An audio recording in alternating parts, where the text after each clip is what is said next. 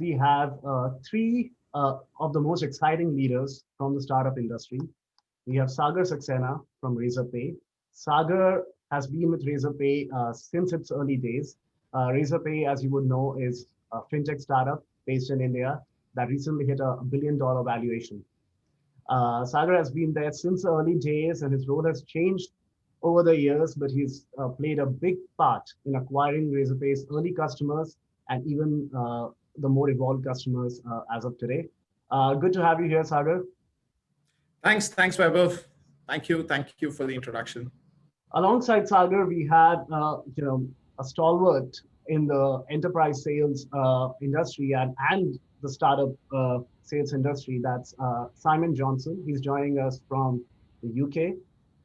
Simon has spent years scaling up startup sales teams, scaling up their businesses, be it Redgate software from its early days to its monumental stage, to actually leading the expansion of Freshworks into Europe back in 2014 when it was a much smaller company. Freshworks was known as Freshdesk, and over the last 6 years, Simon has helped scale the business and scale the teams from 180 people, and the company has scaled from 180 people to 3,500.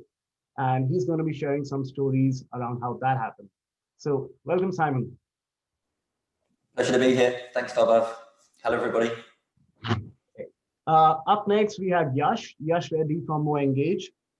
MoEngage is another exciting startup based out of India, but with customers all over the world, with their mobile marketing solutions and other suite of products. Yash too joined MoEngage right in its early days 5 years ago and has played a critical role in its expansion across India, across the world, to big companies and small, right? So really excited to have you here, Yash, and look forward to hearing your stories. Yeah, thanks for the lovely introduction, Vaibhav. Great to be in the company of two unicorns from India. No pressure at all for us. Right. I mean, look, the pressure is all on me. I'm a unicorn, but without the horn. All right. So without much delay, let's get started. So to kick things off, what I would like to do is understand from all of you, since some of members in the audience may not be aware of every single company and what you do. So I'd like to just start with all of you to mention a bit about what your respective companies do, your role in it, and the way it has evolved over the last few years. If you could start with you, Sagar. Sure, Vaibhav. So I believe people might know about Razorpay if you're in India. So we are into fintech. I mean, a very loosely packed word when we say fintech. We started with just the payment gateway, which is on the lines of just receiving money. Throughout the journey, we realized that there are a lot of value-added services that you can make on top of the payment gateway, which is again more on the lines of collecting money. And then, we slowly ventured into even disbursing the money and probably the money movement. So essentially, that's probably where we are headed towards. That now we realize that money movement within itself will be the big thing, and that's what we are chasing now. So you might have seen a lot more people trying to utilize the buzzword neo banking. That's what we would like to define Razorpay as. It's the neobanking thing which is there in town. At the same time, it's not for individuals. That's probably the thing that usually you might have seen companies like Revolut and Nubank, a lot more of these kind of things. But majorly, those are focused, on the consumer side of things. We are strictly on the business side of things, and that's where the things become very interesting. And throughout the journey with Razorpay, I've actually been, firstly involved, the typical founding team is that you actually have a lot more places to contribute. So in my early days, I've been trying to set up business teams. Funny incident is that I met Vaibhav while doing business development in Bangalore. And that was roughly Back in 2015. Yeah, that was 5 years back. So yeah, those were early days, and at that point in time, sales kind of becomes like a very important stuff.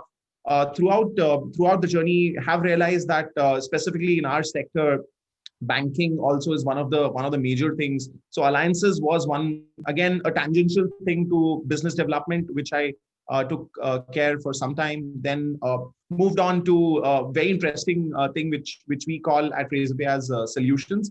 Again, a very, very important aspect for any enterprise company to actually have a proper consultant kind of a division where people can actually do consultative selling and make sure that while we actually shift our focus towards enterprises, we actually have those kind of teams in the organization as well. So I've built that team for about 2 years, and interestingly, now I was supposed to take the charter for expanding Razorpay internationally. But for now, we've kind of made sure that once this pandemic kind of gets over, then we'll get to it. And in the meantime, I'm also trying to take care of some of the enterprise marketing side of things, doubling down on some of the cool stuff that we want to plan for for business development. Some of the things that we do over there is even tapping into the physical events market as well. I believe Simon might actually have more points to add on that front. But we've been actually conducting, a physical event, and this time it's a virtual event, just to make sure that we kind of create some kind of community effect, and again through marketing, acquire more and more customers. So that's probably the evolution, from early days till now, and the kind of things that I've been doing. Happy to take up any questions in particular to this, but over to you, Weber. Sure. Hey, that's really good to know. So yeah, I mean, for folks in the audience, I was one of the early customers that Sagar pitched to 5 years ago, right? And how things changed. We just met in Singapore a couple of months ago.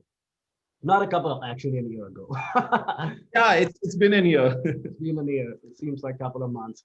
Over to you, Simon.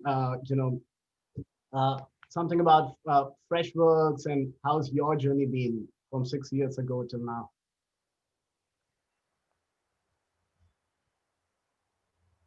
Simon, you'll need to unmute. Simon, you're on mute. Yes, I love it when I do that. Thanks, Sagar. Great intro. And yeah, congratulations, by the way, on the $1 billion valuation. That's pretty cool. So my journey at Freshworks, I could probably summarize it in about 30 seconds. I live in Cambridge, I'm in the UK, and I was global head of sales for a very successful startup in Cambridge called Redgate Software, specializing in database technologies. Grew the company from 8 to about 500 or so employees, and scaled up a team in Cambridge, in LA, and in Singapore. I've been there 10 years. I was looking for a challenge and for a bit of a change. Actually, I have 2 young children, and then suddenly this opportunity, this Indian opportunity, came upon me, and a little bit unsure. I hadn't really heard of Freshdesk as it was back then, but had my initial conversation with Girish, our CEO. Obviously, back then it was all remote anyway, so this is nothing new to me. And I remember the very first thing I saw was this huge Chelsea flag, Chelsea Football Club flag on the back of his office. And immediately we hit it off. So we talked half about football and half about business. But what was clear was that it was a very colourful, vibrant, underdog style company that had a real kind of purpose and vision, and that really attracted me to the organisation. So I accepted the role after speaking with the investment partners, and then started this pretty crazy journey from 0 people in Europe and very, very little recurring revenue to a very significant multi-million-dollar business based, we have around 60 or 70 staff in the UK, and then about 100 or so across the rest of Europe as well. So we've gone from around 180 people globally to about 3,500 globally. And it's been a pretty epic journey, which I'm really happy to be here and share some of those thoughts and insights that I've learned along the way. Absolutely. Love to hear that. And nice to know of your connection in the early days. So, football brings people together. Yes. Exactly. Exactly. Nice. How about you, Yash? How did you get started with MoEngage and how have things been? Sure. So, a quick introduction about the company for people who don't know about us. We are one of the earliest mobile first customer engagement platforms. We launched a mobile first platform back when even Myntra didn't have a mobile app, I guess, back in 2014. So, really early into the entire mobile first engagement game, and started building on top of that. So, eventually, we built out a full fledged customer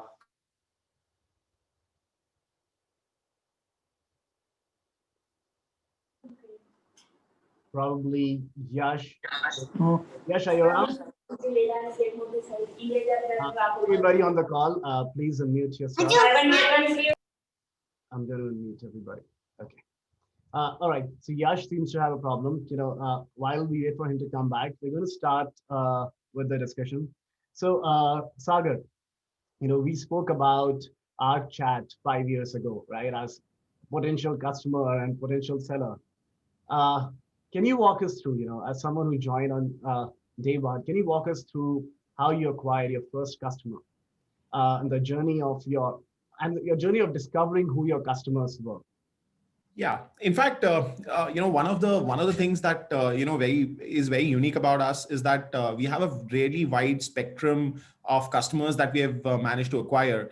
I mean, you would actually see Razorpay actually trying to acquire even a street side vendor, and sometimes we acquire them directly, sometimes we acquire them through a partner.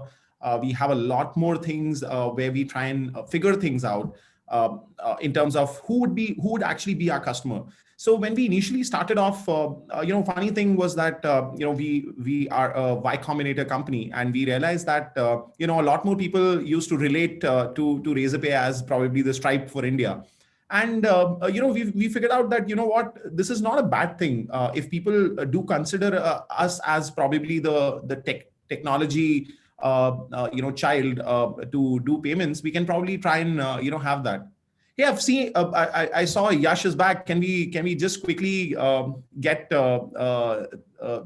started with Yash, and probably we'll come back to this point. All That's right. totally fine. Why don't you complete the answer and then probably I can go. Oh, Yeah. yeah. It's, probably acquiring the first customer is always something that we kind of figured out would be very difficult. One thing which worked for us really well was that back in 2014 when we were trying to initially just trying to figure things out. At that point in time, a lot. I mean, in Indian ecosystem, these accelerators or incubators were not many. But we realized that communities always help. So even back in the day, there were some communities which were doing really well. So we kind of got in touch with some like-minded people, tried to make sure that we provide them some details around, hey, we are trying to do this. So instead of directly selling them, we were just trying to bounce off this idea that, hey, we are trying to do this, and making sure that with early networking, you're trying to figure out whether people are actually having positive vibes about it, or maybe they're not just interested.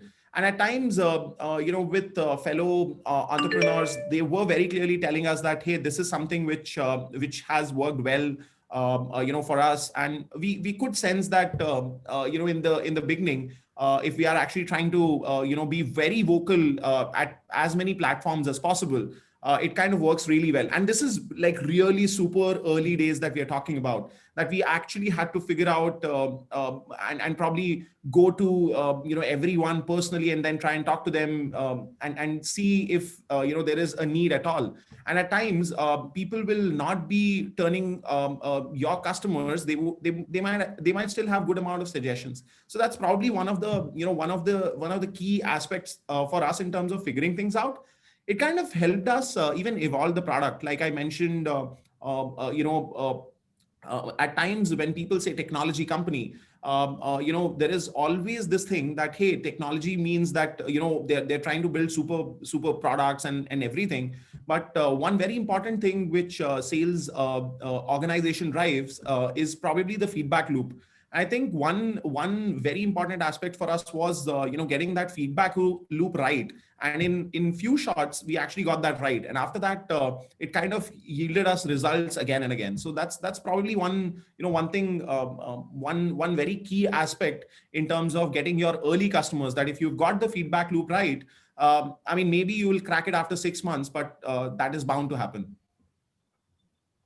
All right. So it's an overall process. So even if the first meeting does not lead to a deal, as long as you keep improving based on what you see has not been working or is working.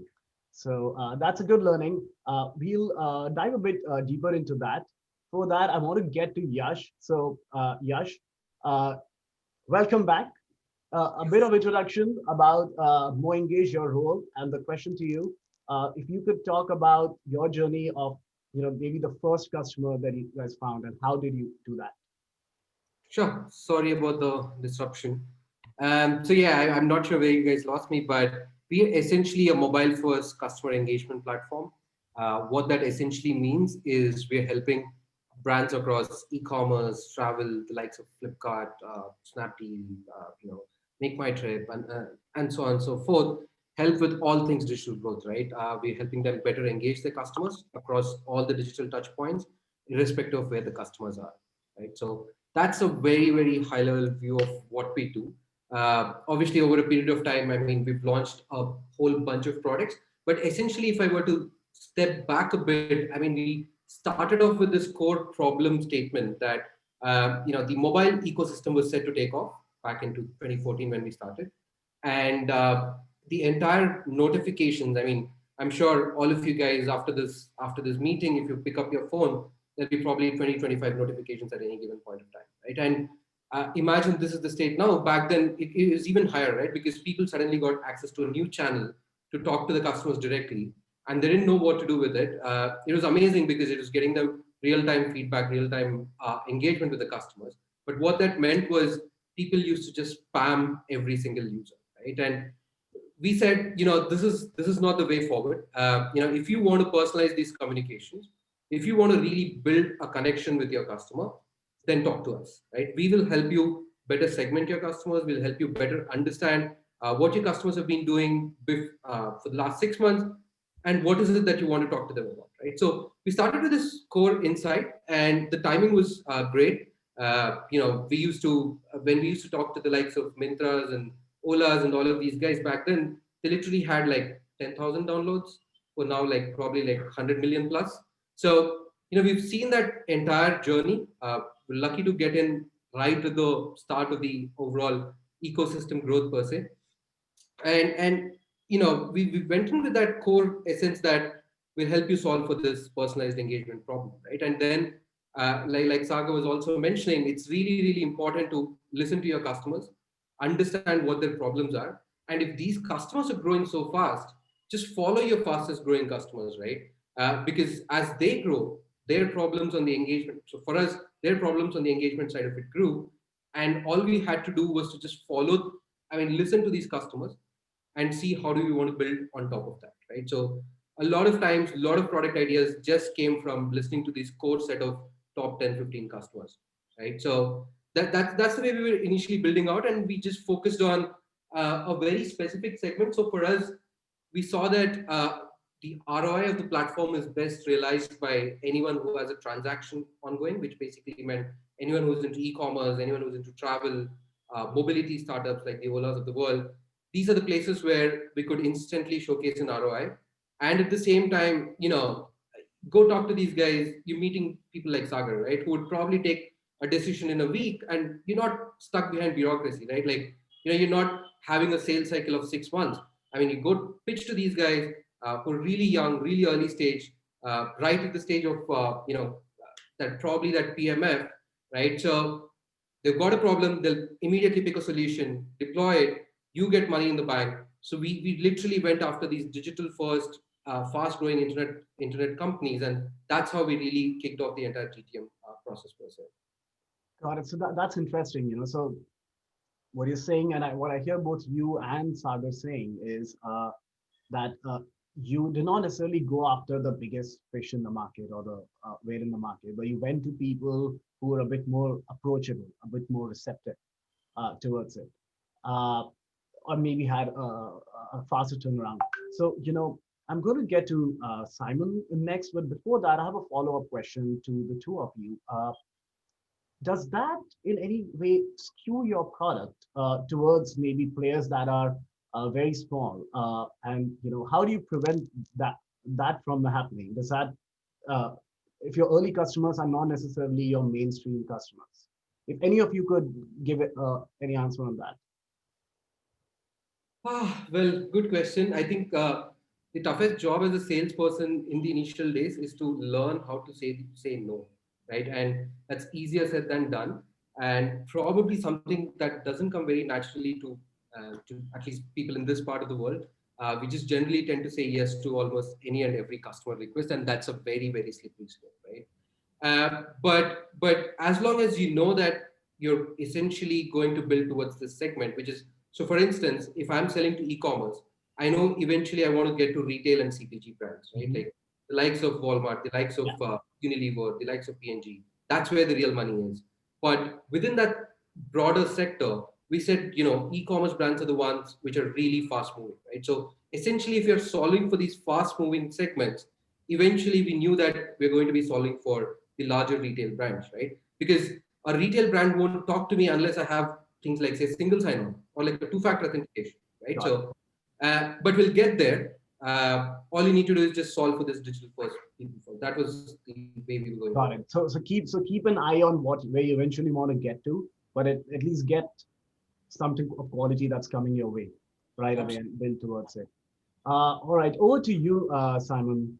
So for you, I guess it was a different scenario. It's not really day one, but it's a company that has just started getting some traction, but not really a big company yet. You are the first hire in Europe, and you're tasked with the responsibility of bringing business there. How did you go about your customer journey process in that regard in the UK and Ireland region?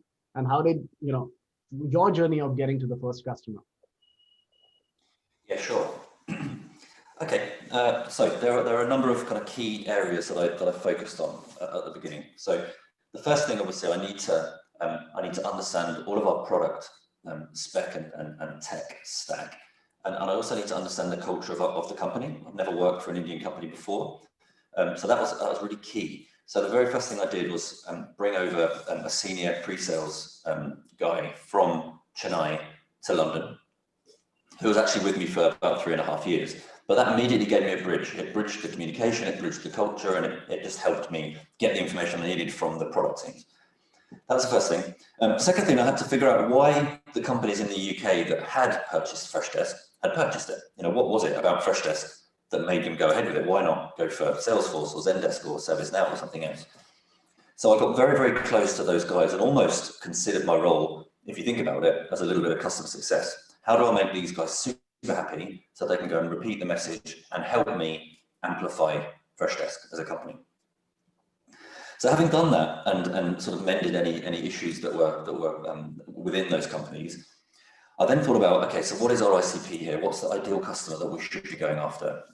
Yash and Sagar already mentioned it's actually the tough part at the start is figuring out where to spend your time and effort. Okay, there's no point just spreading the sales message all the way across every vertical and every person and every persona in the hope that something might stick and you can chase that. You just don't have the bandwidth or the resources to do it. So we figured out the story, and the story for us back then was we are an email replacement product.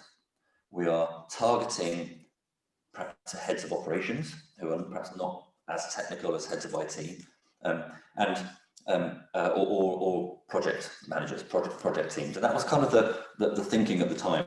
And we sent that message, out to groups of verticals and particular companies, and started to see some traction. So that sort of gave us the reassurance. Okay, look, we think we've got the story here. Let's go after it, but avoid any of these other ones. Avoid fintech, for example, because we knew nothing about fintech. We had no customers there. Avoid manufacturing, big, laborsome organizations that we perhaps couldn't operate within. So we went after retail, which is obviously a great use case for ticketing and CRM. We went after travel, and we started to see this traction. And at that point, you can then, okay, I feel a bit more confident. I can bring in some sales guys, and we'll go and see if we can make some money here. And just a word on the right sorts of people to bring into the business. Of course, it changes depending on what stage you're at. Back then, we were very much in startup mode, and we were kind of cheering the smallest deals in the world, basically. But that's just what you have to do. You have to build momentum somehow, and build a spirit and build a culture. But at the time, I felt like, actually, I don't want to hire somebody from Oracle here. I don't want to hire somebody from Salesforce, because actually, in their head, they think they know how to do it. And they know how to do it with Oracle, they know how to do it with Salesforce. What I needed was super sharp guys that were going to help me figure out the right sales process to go and sell and find new areas. And that's what I did. So actually I brought one guy in who was relatively inexperienced from Accenture, so no sales experience whatsoever. And a second guy, early 20s, coming from a SaaS background, .mailer was the organization, super energetic, and they just went at it. And that's what we did for 6 months, maybe 9 months. We just outbound, same message, same companies, and we started to reap the benefits, basically. Yeah, hopefully that helps kind of talk through the early stages. Right. Okay. So that's a good lesson there, though. So, go after people who probably have an express niche and that you can understand, instead of trying to go after industries that may not at that point be receptive, or you may not know enough about them. And on building the right sales team as well. I'd like to pick up the next one from there and maybe start with you, Simon, on this one. So you say that, yes, you did get a fair amount of onboarding from the team in India, and, you did approach it in the manner of, by segmenting your customers, hiring the right team. But at the same time, as a company in the CRM space or the software as a service space, you were not the first player in the market there. And there were probably other bigger competitors and incumbents right there. In that scenario, how do you, as a startup that's not probably well branded in the market yet, go out and make those sales, and what kind of customers do you target in that scenario? Okay, interesting. Just back to your point about having been onboarded. I had zero onboarding, by the way. Onboarding didn't. I mean knowledge transfer. That's not startup onboarding, right? Quick knowledge transfer, and you go. That's all. Good luck. Right, so I think I understand the question. So we obviously operate in a very, very big TAM, and to be honest, that's one of the reasons why I accepted the role, and the reason why Freshworks has been so successful. We're operating in very big TAMs. We have the service management space, we have the sales and CRM space, which is enormous, as you know, and then we have the customer experience space, including telephony and chat. So 3 enormous spaces, basically. Operating within these markets, we have, the huge incumbents that we all know, the Salesforces, the ServiceNows, the Oracles, Microsoft to an extent, Zendesk, and then a ton of service management products like Cherwell, Topdesk, loads and loads and loads. So what do we do, basically? First thing is, we have to choose, as Sagar mentioned, where to say no. And for us, we need to say no to, or did say no to enterprise at the time. Too big, we weren't set up for it, we're not a services organization. And also, from a product perspective, we were heading in a certain direction, and enterprises can often push you in a different direction that you perhaps don't want to go in. So that was a decision at the time. So we knew roughly whereabouts we wanted to aim, and that was between 500 employees and 2,000 employees, broadly speaking. So then who operates in that environment? We then had a look at what their sales messaging was, what their feature sets were, and how we thought we could possibly beat them. And then we went competitively after them, because generally speaking, in the mid-market, every company has a service management product anyway. So we're not actually, teaching people something new. We're actually replacing something most of the time. So what was our play as a replacement strategy?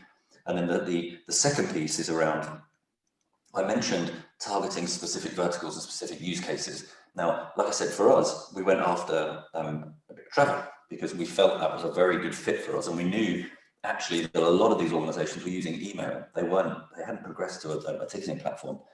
So that was our play. We went straight after email, old technology, pushing the new technology front, and we'd take that message to events, we'd take that message to webinars just like this, and we'd take it out to the streets and to the companies. And broadly, that's what we went after. But it's super important that you don't take something on that you can't win.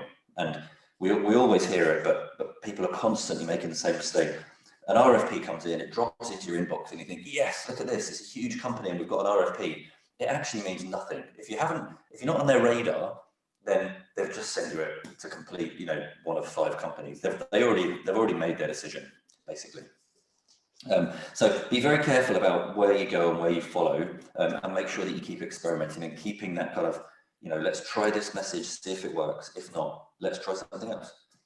And that's the approach. Honestly, that's the approach we still follow today, but we have a much more succinct message. We know exactly what our technology stack can do. So it's a very much more detailed strategy these days, but actually, broadly speaking, it's the same thing. We want to avoid big competitive plays where we don't think it's quite the right mix for us to win. I see. So that's a good lesson there, right? I mean, don't necessarily pick a battle that's too difficult and drains your resources. Don't try to be a hero. Be more realistic, I guess, and still continue to win.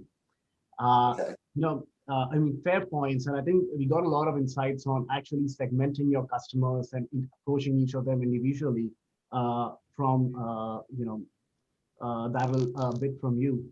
I would like to take this further and maybe take this to Sagar, because Sagar, you mentioned, so you guys have like grown immensely, right, in the last 5 to 6 years in India, but you say you started with people like startups, right? And fast forward today, you have some of the biggest companies in India as your clients. So how do you make that change in strategy, like selling to smaller companies as a startup versus now going and selling to bigger companies? What are the differences and some points that people in our audience need to keep in mind while doing this for their own startups, whether they're founders or BDs? Actually, see, it's a very interesting insight that probably a lot more people might relate to. Whenever you're trying to start your business, it's always that you figure out your niche. We realize that startups would be our niche, but when we in general, when we were very comfortable with the kind of business that we were getting, the kind of numbers that we were cracking, we figured out that to actually win these kind of markets, the usual stuff will not make it through. Considering that we were into payments, obviously everything kind of zeroes down at how quickly can you scale. I mean, if I actually disclose the amount of money that we move on a daily basis, it's very humongous. But at the same time, the proportion of the revenue that we generate out of it is decently less. Obviously, because we charge just a very nominal percentage of the amount of money movement that we are doing or facilitating. So when it comes to all these kind of things, we very, very clearly realize that, we'll have to figure out, good sectors which are working for us. So when we shifted gears, it was more on the lines of which sector is having which problem, and can we actually have a playbook for every sector? So imagine that I have infinite resources today, and I want to capture everything. What would be my strategy to capture it from a product point of view, from a go-to-market point of view, from a partnerships point of view? And again, when we are actually trying to talk about it, there are various pivots for us that we kept in mind, which included things like pricing as well, as one of the very very important factor. Because at times we figured out that if we are to provide a better experience and everything with technology companies, it kind of works really well.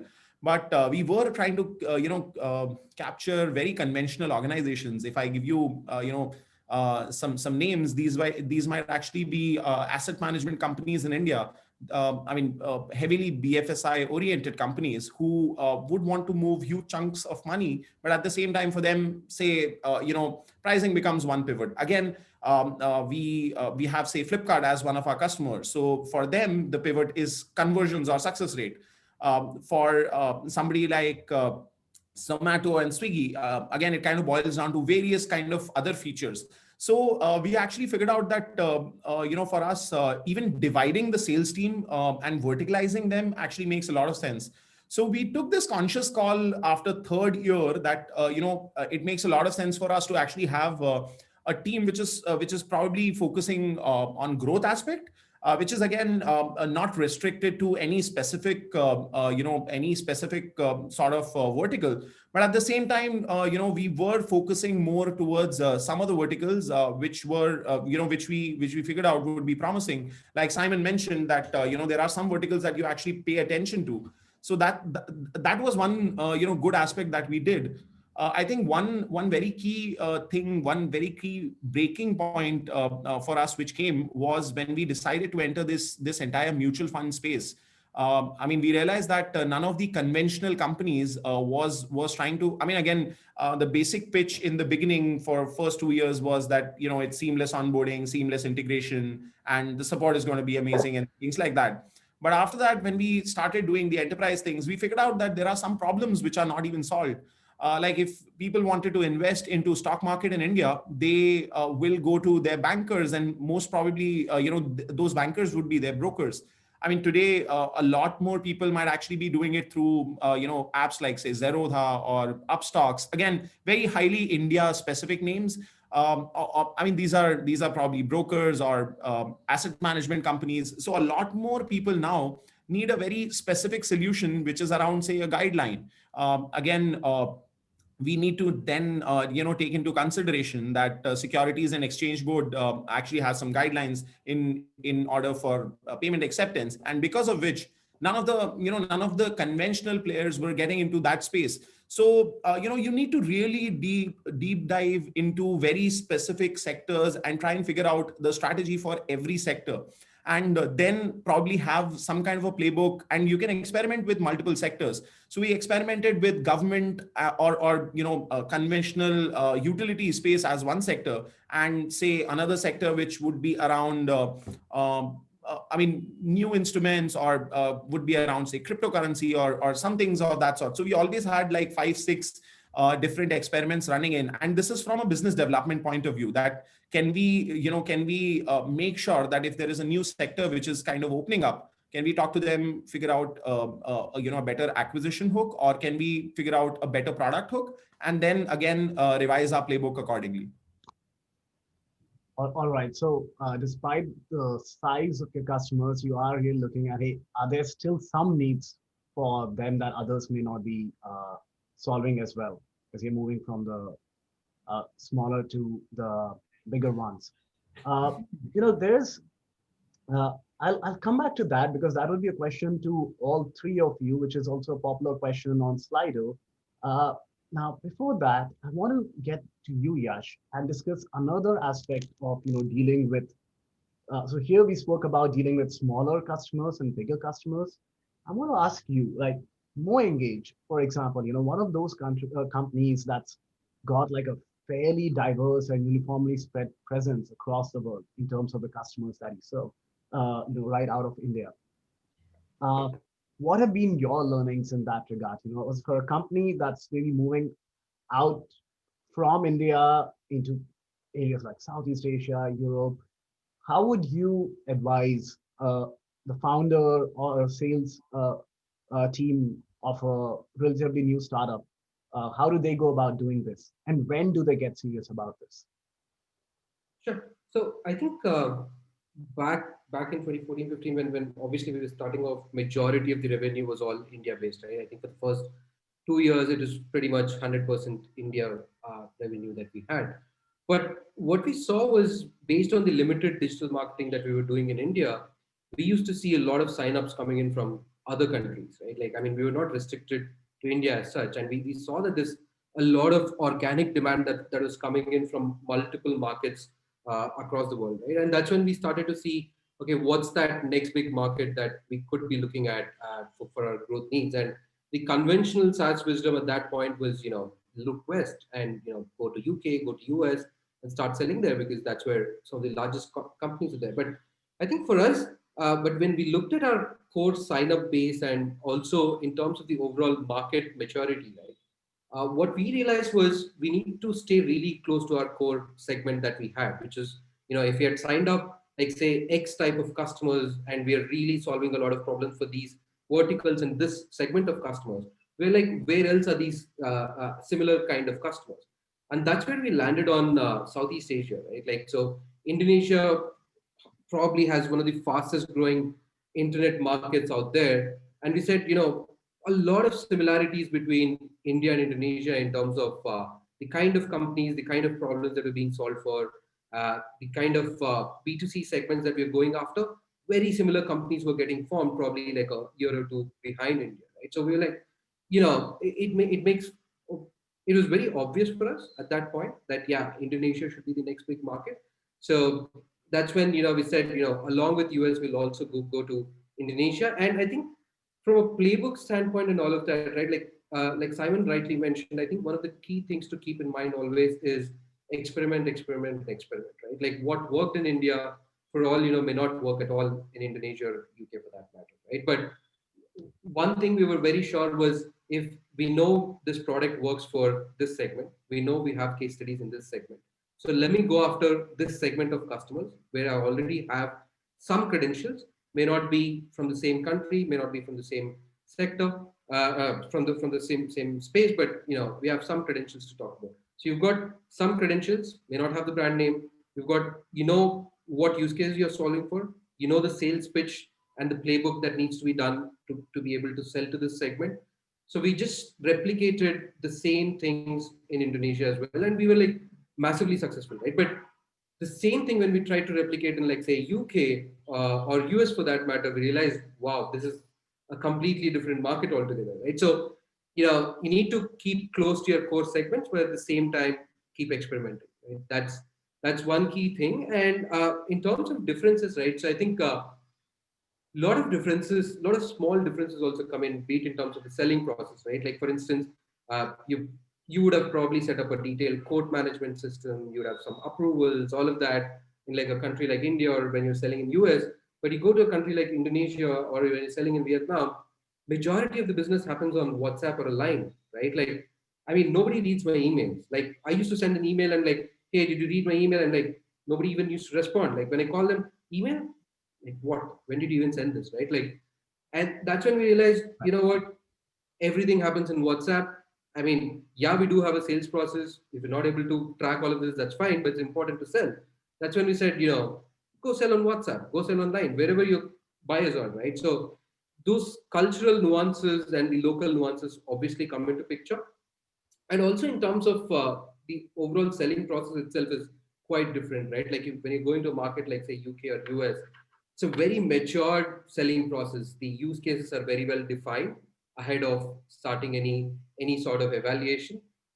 They know what they want, and they would want you to stick to that brief that has been given to you, right? Versus, in a fast-growing markets like some of the Asian markets, things are evolving very dynamically. So a lot of times the needs are not so well defined. So you're just talking to them about multiple things that you could potentially solve for. So a lot of differences there. And last but not the least, you really need to understand where you need to go local in terms of resources. Where do you need to hire? Like say, for instance, I can probably go sell in UK, but I can't sell in Indonesia probably because I don't speak the language.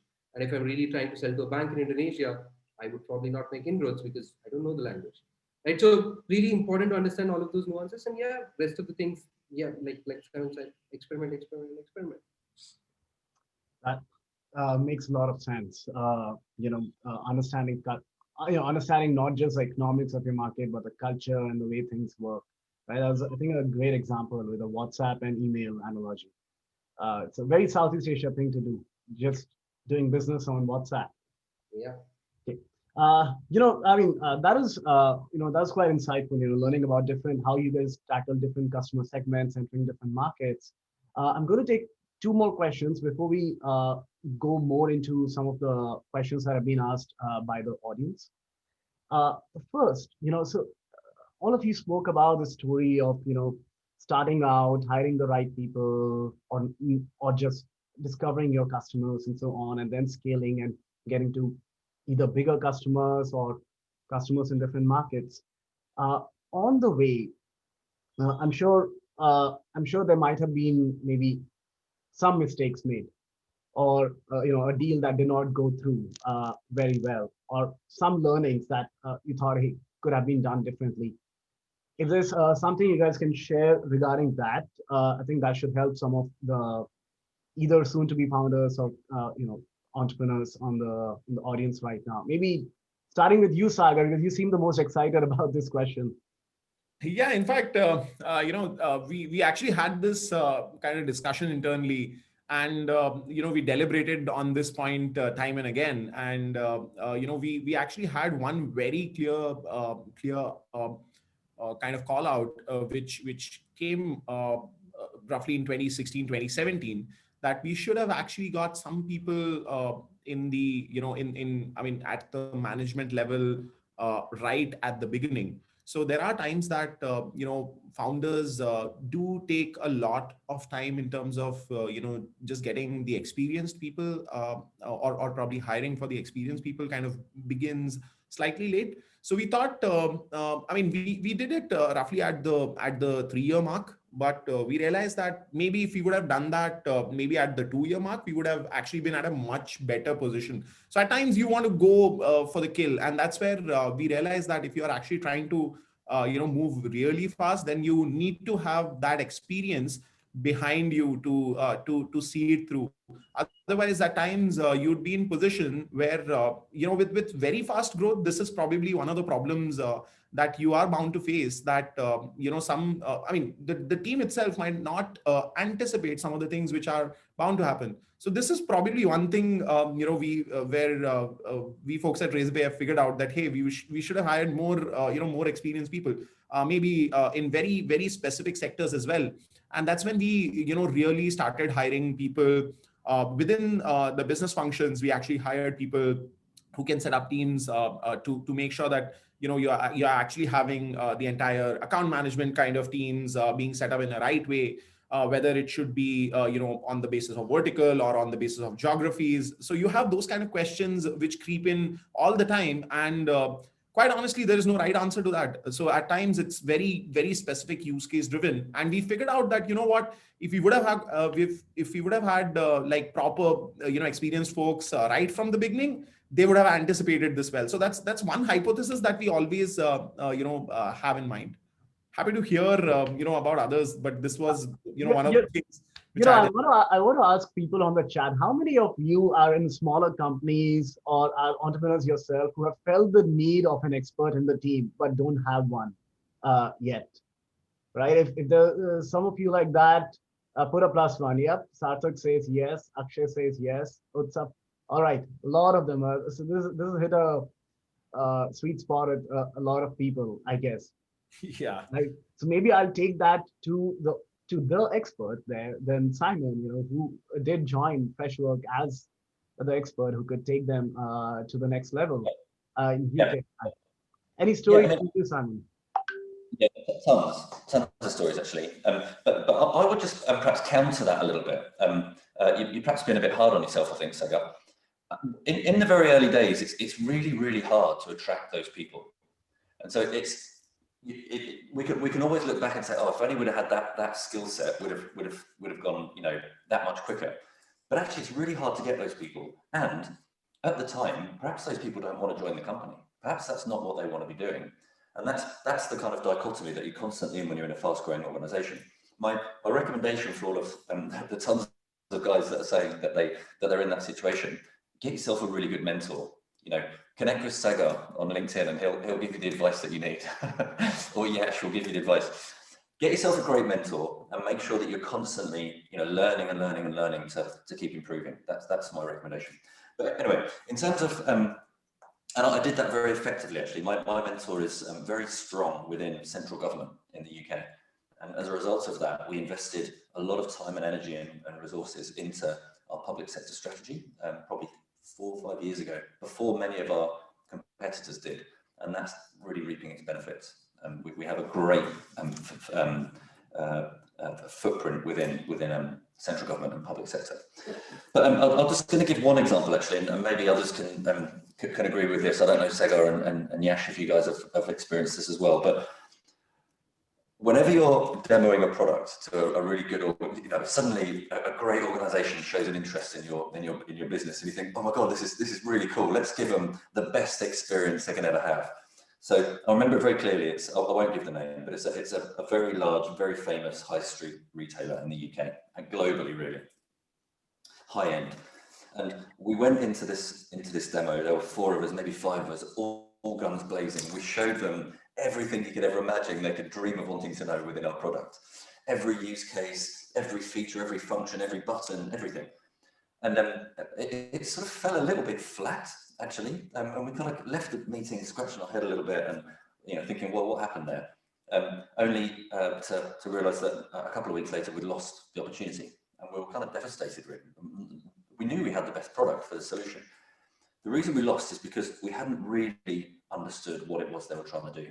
So we went in there thinking we're going to go and win these with our brute force and brilliance of our product without really getting to the bottom of the crux of the issue. And the crux of the issue for them is they were coming off of a very old, outdated product, and they needed a really, really simple product to get up and running.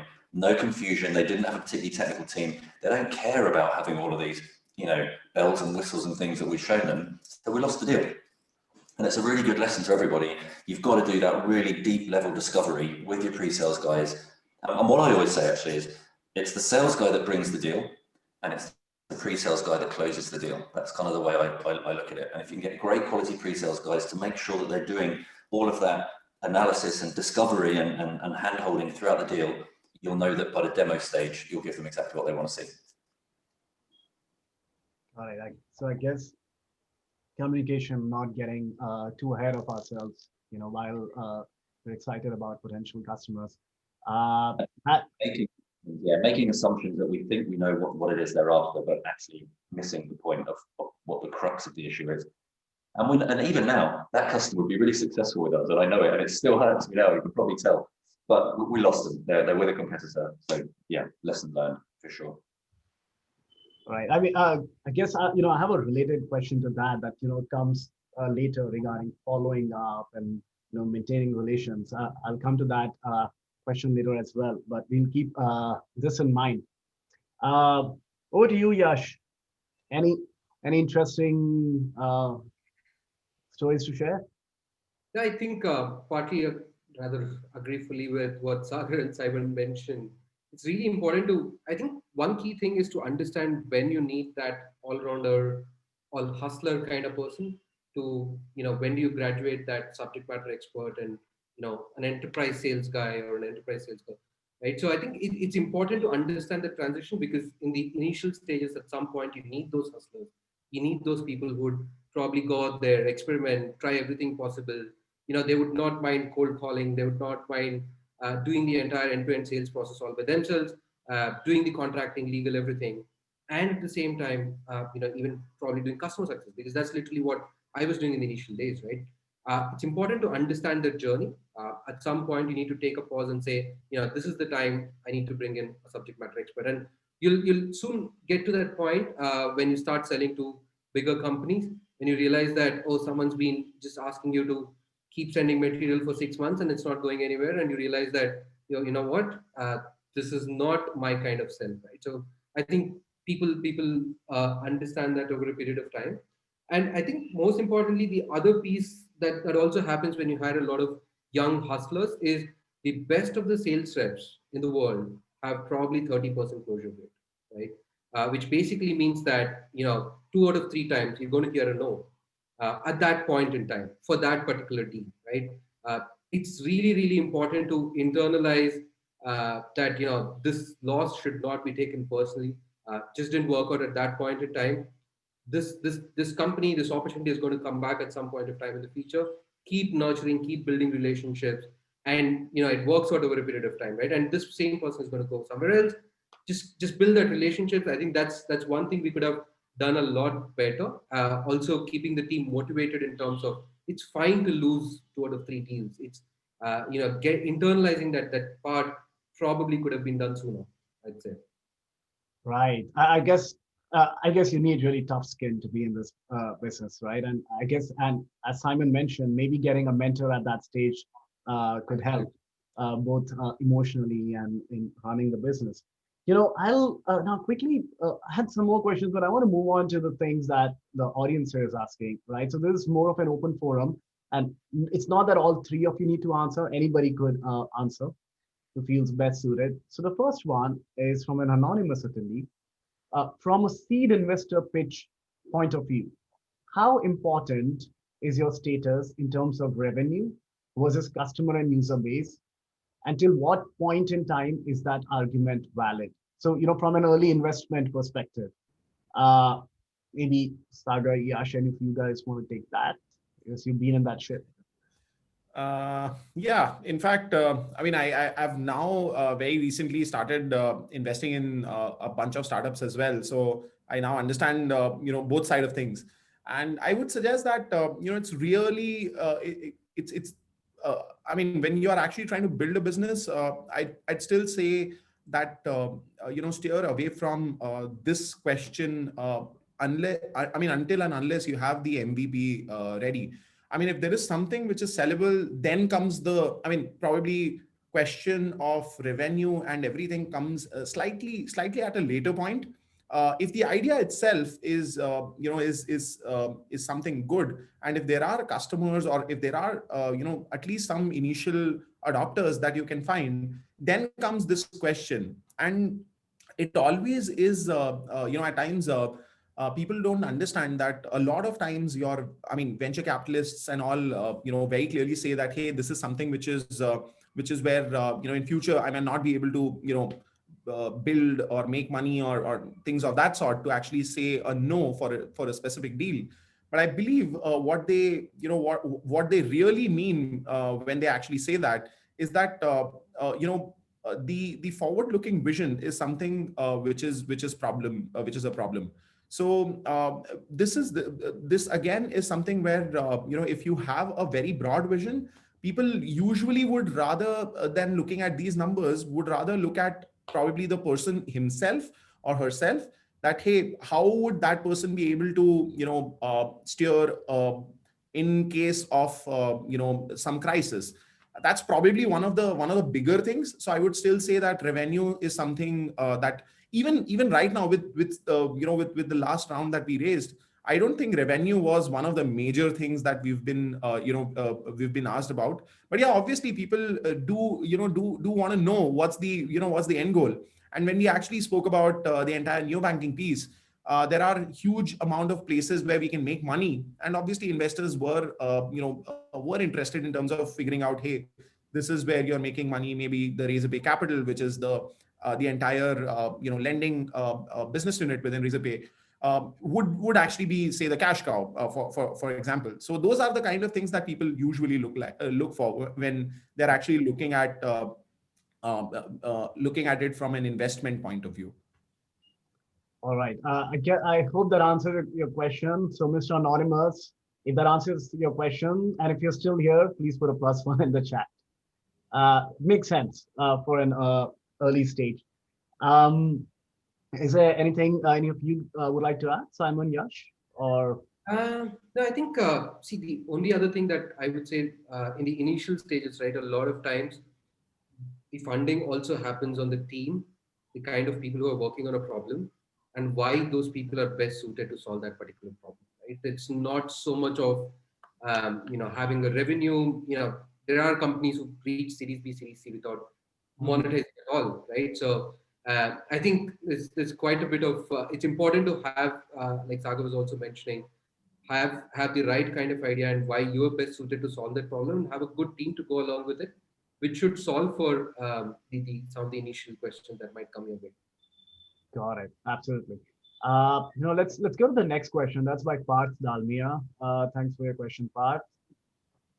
How do you design an effective follow-up strategy or cadence with customers that balances between keeping the conversations active and not coming across as pushy? I think this also ties back to some of the points that Simon was mentioning about, getting too excited or pushy or without understanding things. So how do you design effective follow-ups, strategy and cadence without getting too pushy and still keeping conversations alive? If any of you could take this. I mean, I can have a crack at that. And there's a relatively simple answer to this, although it's not a very easy thing to do. But the simple answer is you have to create great content that your potential targets, customers, prospects, consumers want to read. It has to be relevant, it has to be reliable, and it has to be, sent at the right time, basically. There's nothing worse than trying to just keep sending an email, for example, saying, hi, just want to keep in touch, or just raising this to the top of your inbox, or whatever it is. It just doesn't make sense, so don't send it. When you're constructing, and a good way of doing that, we do a lot of this at Freshworks, actually. We look at trying to run industry surveys, for example, and pulling that information together and pushing it out into the market, because hopefully it's creating value, and you can then communicate that in a number of ways, through webinars or through reports, or actually even better, through your own customers. And a great way of doing that, maybe Sagar, he's mentioned a few of his big customers already. If you can get those guys to do your amplification and your talking, then actually you're on a winner, because then it's not you kind of talking about how great you are as a company, it's others giving you a reference. And then, of course, the year that we've all had has seen a massive growth in social selling. And there's a ton of decent platforms out there where you can put content onto the platform and then just have your sales guys or your team push it out into the social media world. And that's actually really effective. So one of the things we try and do at Freshworks is actually to take the social selling index seriously. If we really are nurturing and working with our future customers, then is it reflecting in our activity across social media? So, and I think that's a key part to any professional sales role these days. So yeah, just to summarize, it's all about the quality of the data, basically. And maybe something else that might help, perhaps not for quite so early stage organizations, is analyst information. If you can get friendly with analysts, or you can, so we've done pretty well with Gartner, for example, on Magic Quadrants, but that sort of information that can be shared and consumed is gold dust. It's very, very valuable.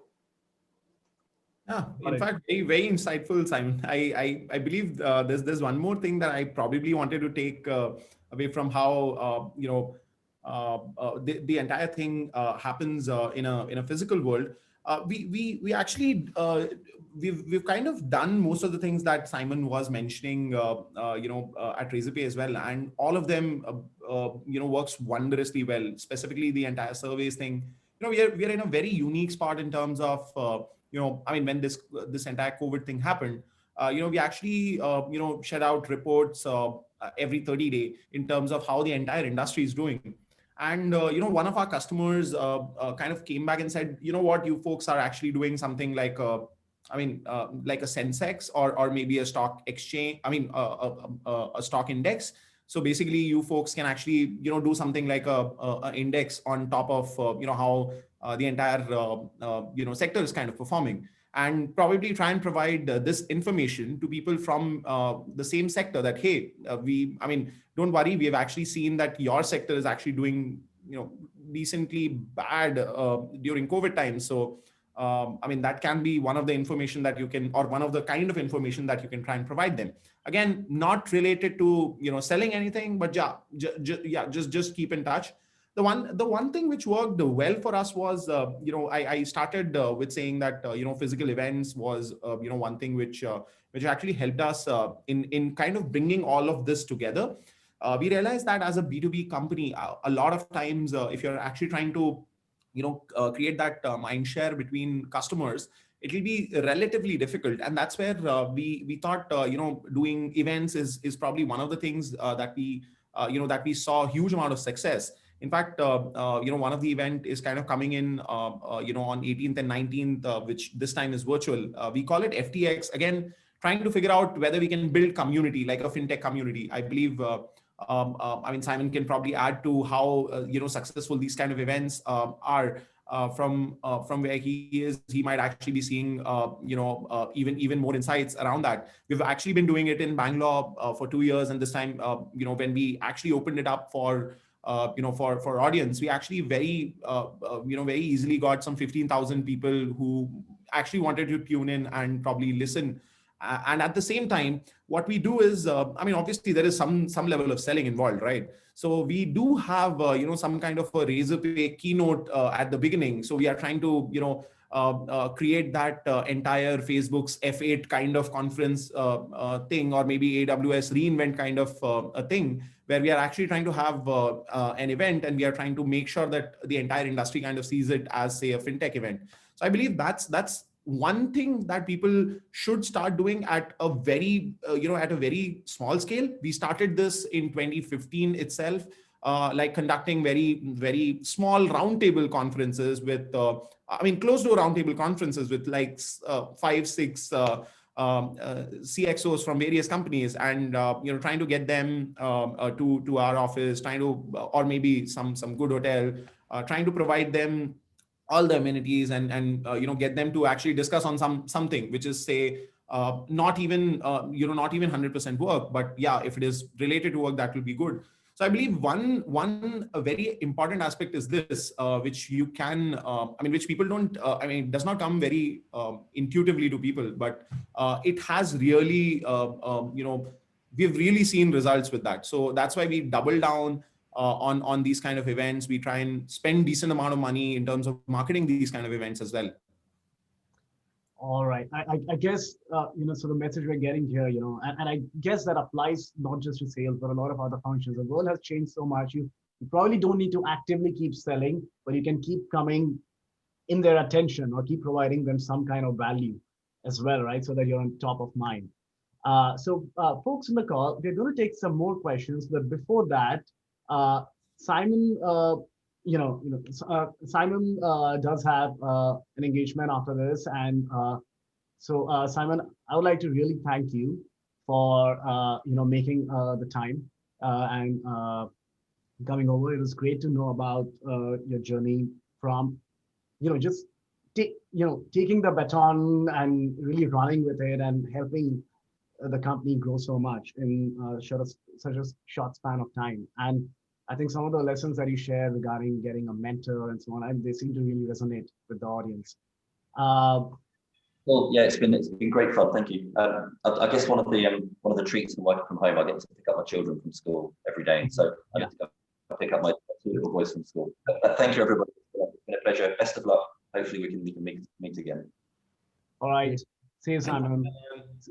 Bye-bye. Bye-bye. So, folks, we're going to take a couple more questions before wrapping this up. Okay. I see another upvoted question here. I think this is also related to following up. When you're talking to potential customers via emails, right, or something, I think this will, again, related to following up. At what point, maybe the right way to paraphrase this question is, at what point do you give up? Yeah, I think as a salesperson, you truly never give up, right? Like you don't want to give up on anything, but I think it's just about taking a pause on that conversation at that point in time, which goes back to what I think to some extent Sagar was also referencing to, right? Like, so I think like Sagar was mentioning, some of these things around, be it doing closed door roundtables, be doing thought leadership events, be doing some sort of evangelizing events, really help in keeping that conversation going. I mean, it's been so helpful for us that I think before COVID, in the last 1 year, we did like about 75 events in like 14 different cities. That's how helpful events are in just to keep the conversation going, right? And some of our largest signups globally have been through these. I think to give you an example, I think one of the events we did in Jakarta was, we just flew down a chef from Tokyo and we just hosted a private dinner, and it was just about a good Japanese food, and the conversations were just about Japanese food. That's it, right? But what that helped us was, we eventually built a connect with that CMO, with that particular CXOs. 18 months later, it eventually converted into a sale. But this entire time, it was just about catching up at a couple of dinners, events, and all of that. So it's in B2B, if you really want to go enterprise, it is a long gestation cycle. Just doing emails and hey, is there an update? Hey, is there do you have like are you planning to close, is definitely not going to help. So you need to think through in terms of a holistic account based marketing. That's one big real learning for all of us as well. In terms of be it white papers, be it industry notes, or even things like during COVID, we did multiple reports around which industries are trending up, which industries are trending down. For the same food delivery, what's happening in Singapore, what's happening in India. People are just interested to read this content. And at some point, they'll be like, hey, Yash, I read this content. Is this, can you share more details about it? Right. So, have patience and keep nurturing, keep building relationships, and ultimately do remember one thing: people are not going to buy just the software. Ultimately, people are buying for the people, right? So it's about the people to people relationship at the end of the day. And in all markets that you operate in most of the segments, you'll always have competitors. It's always about building that right relationship and then following up at the right time, and also knowing when to take a step back and don't be too pushy. That's my limited learnings. I think that that's a great way to summarize this, and also a very optimistic note to put that there. So maybe let's there are a lot of other questions on the chat. Maybe I would just end it with this one. So it's been COVID, things have changed. You no longer get to have coffees with potential, customers. You no longer get to just have a casual meeting and so on, right? How have things changed during COVID, and any suggestions for people to sell, while they're not traveling?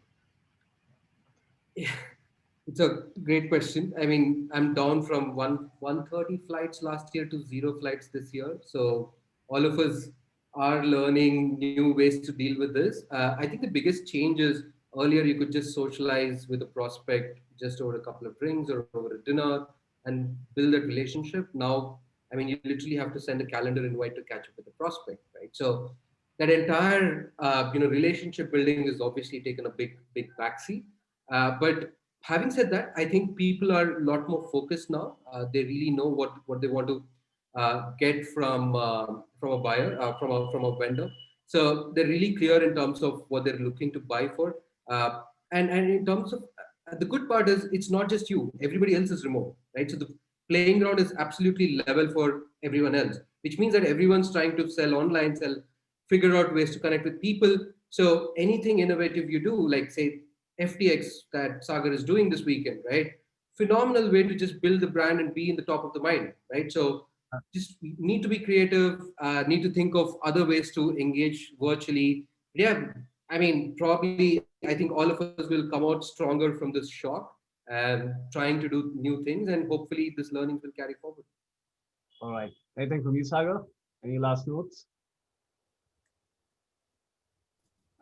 Quite honestly, yes. Like Yash mentioned, it's been more like this only with me as well. That things are now changed. What we've realized is that in our business, we actually saw a good amount of digitization happening in general. So, I mean, if I kind of delve into numbers, it's actually been really good after the first 1 month of lockdown. We've actually seen huge amount of businesses kind of coming on online for the very first time and all.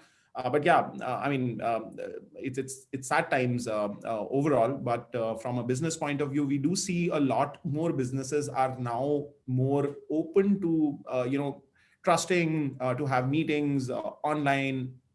I mean, we deal with a lot of banks as well, and at times we actually are partners with them. At times we sell to them certain things. So you'd be shocked to know that even those folks now have started suggesting that, hey, let's try and connect over over Zoom or anything. And they also are open to taking virtual meetings, which earlier we've not seen that. So obviously it's an overall cultural change which is kind of coming in. I mean, obviously it's a forced one, and that's why people might not, people might not like it, and people don't have an option. But still, overall, the right trend.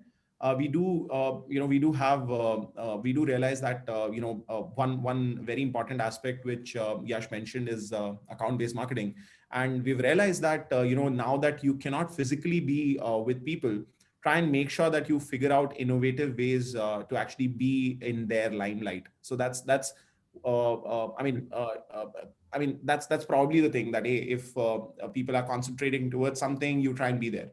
Or maybe you try and create a limelight for yourself.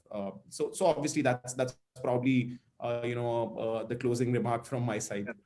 One thing I would like to, this brings into account something, I maybe an optimistic note for some startups that are in very early pre-funding, pre-revenue stage.